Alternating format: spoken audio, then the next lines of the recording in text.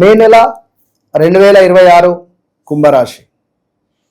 ఒక వాహనము, అదేవిధంగా లేదా ఒక ప్రాపర్టీ, లేదా ఒక ఉద్యోగం, ఈ 3 విషయాల మీద మీకు ఈ నెల మొత్తం రన్ అవుతుంది.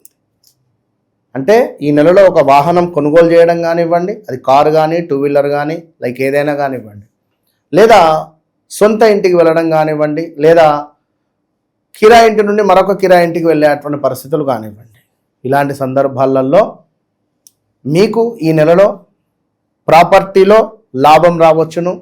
ఎప్పుడో కొన్నటువంటి ప్రాపర్టీ ఇప్పుడు అమ్మకానికి వచ్చి అప్పుడు 10 లక్షలకు కొంటే ఇప్పుడు 20 లక్షలకు అమ్ముడిపోయి లాభం రావచ్చును. అదేవిధంగా కుటుంబంలో ఒక శాంతి వాతావరణాన్ని ఈ నెలలో మీరు చూడబోతున్నారు.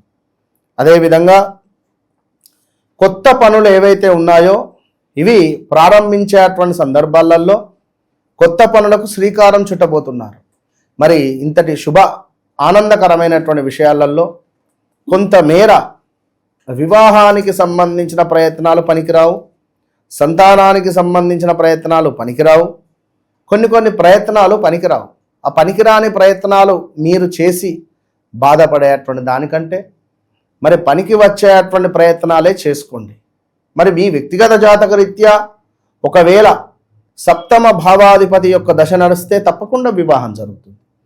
మరి ఆ 7వ భావాధిపతిని ఎట్లా యాక్టివేషన్ చేసుకోవాలి? వ్యక్తిగత జాతకాన్ని చెక్ చేయాలి.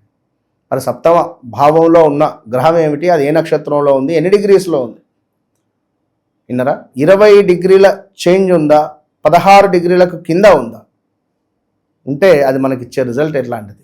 ఈ విషయాలకై తప్పకుండా నన్ను కలిసే ప్రయత్నం చేయండి. All the best.